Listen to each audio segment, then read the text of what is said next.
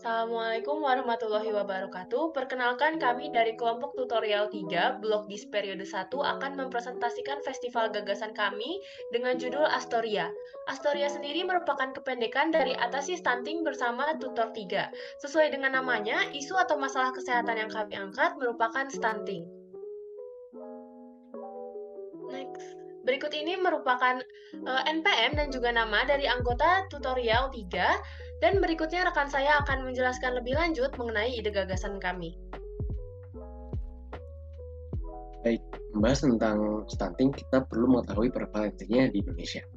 Seperti yang terlihat pada grafik tersebut, prevalensi stunting di Indonesia telah mencapai titik terendahnya di tahun 2021 lalu, yaitu di angka 24,4%. Namun angka ini masih tergolong besar, dan kita memiliki target pada tahun 2024, angka tersebut sudah berada di bawah 14%. Next slide. Baik, grafik berikut menunjukkan prevalensi stunting di tiap provinsi. Terlihat bahwa Nusa Tenggara, terutama Nusa Tenggara Timur, merupakan yang paling tinggi ya, di angka 37,8%, dan NTB di 31,4%.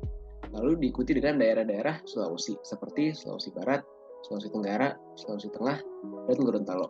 Terutama di Sulawesi Barat, yaitu 33,8%. Lalu diikuti juga dengan daerah Kalimantan, seperti Kalimantan Selatan dan Kalimantan Barat, dan ternyata Aceh juga termasuk yang tinggi di 33,2%. Namun Papua berada di yang rendah, yaitu di 29,5%. Next. Baik, selanjutnya saya akan menjelaskan mengenai urgensi atau pentingnya bagi kita semua untuk memiliki edukasi mengenai stunting dan juga mengatasi hal ini. Hal ini dapat kita lihat dari konsekuensi-konsekuensi yang timbul akibat isu ini.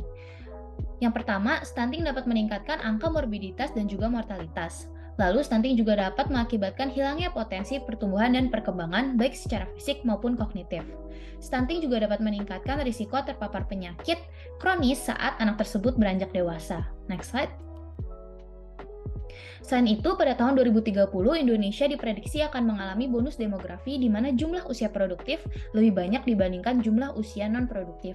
Namun, jika usia produktif nantinya mengalami stunting dan menerima konsekuensi yang sudah dijelaskan sebelumnya, maka bonus demografi ini dapat berisiko sia-sia. Next slide. Dalam melaksanakan festival gagasan ini, kami melakukan 2 survei. Survei yang pertama, kami mengunjungi KUA Hegar Manah Jatinangor untuk mendapatkan informasi mengenai program pranikah apa saja yang terdapat di Jatinangor ataupun di KUA lainnya. Survei kedua yang kami lakukan merupakan survei kepada masyarakat umum mengenai pendapat masyarakat umum apakah penting untuk diadakan edukasi pranikah sebelum memutuskan untuk memiliki anak, yang juga berkaitan dengan bagaimana orang tua mengasuh anaknya agar anak tersebut dapat bertumbuh kembang dengan baik dan tidak mengalami stunting. Boleh dilanjut? Gagasan kami yang berjudul Astoria ini akan memaparkan lebih lanjut mengenai intervensi yang dapat dilakukan untuk menekan angka stunting di Indonesia.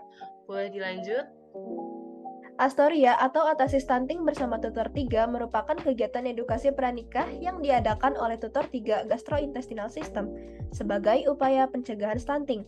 Karena berdasarkan survei yang telah kami lakukan terhadap KUA, belum adanya edukasi mengenai stunting untuk pasangan yang akan menikah.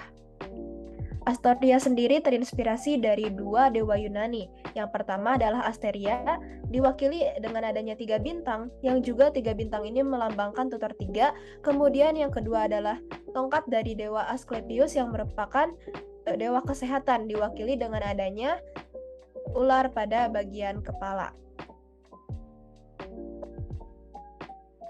Tujuan dari Astoria ini adalah yang pertama, kita ingin memberikan ilmu mengenai kebutuhan nutrisi bagi orang tua yang hendak memiliki anak supaya mengerti apa saja dan berapa banyak nutrisi yang dibutuhkan untuk pertumbuhan anak.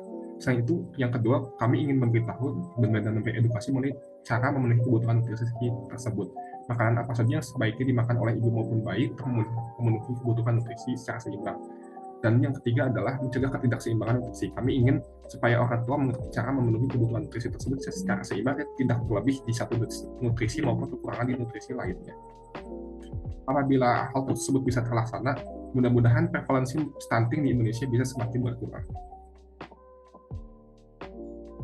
Selanjutnya, dari target sasaran proyek kami itu ditujukan kepada masyarakat umum, terutama kepada pasangan yang akan menikah. Selanjutnya, masyarakat yang teredukasi dengan campaign yang telah kami buat diharapkan dapat mengetahui akan risiko dari stunting apabila pasangan tersebut akan menikah lalu akan memiliki anak.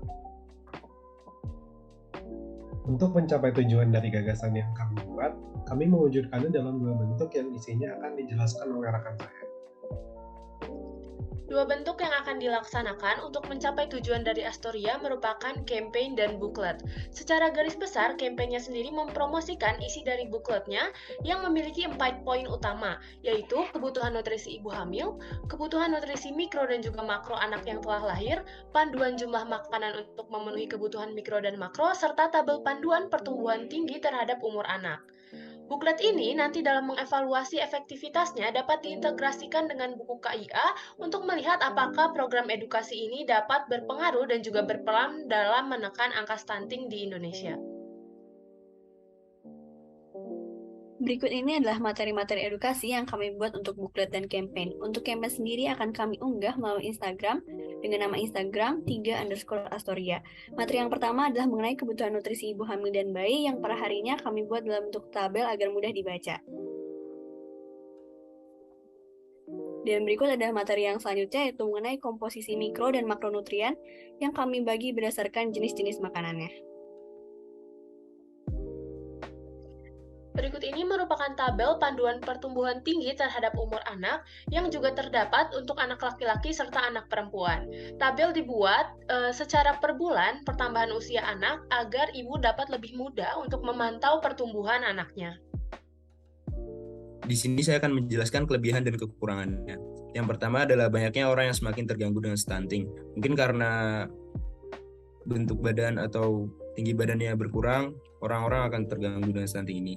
Lalu juga ada banyaknya para calon orang tua yang ingin anaknya nanti tumbuh seperti teman sebayanya. Pasti orang-orang tua ini pasti ingin anaknya untuk tumbuh, berkembang, dan produktif. Lalu untuk kekurangan yang utama di sini ada masalah ekonomi dalam keluarga, seperti pada pandemi COVID yang banyaknya orang di PHK dan pekerjaannya ini akan meningkatkan pengangguran, lalu membuat meningkatnya angka kemiskinan, lalu berkurangnya konsumsi bergizi pada keluarga yang berakhir dengan stunting.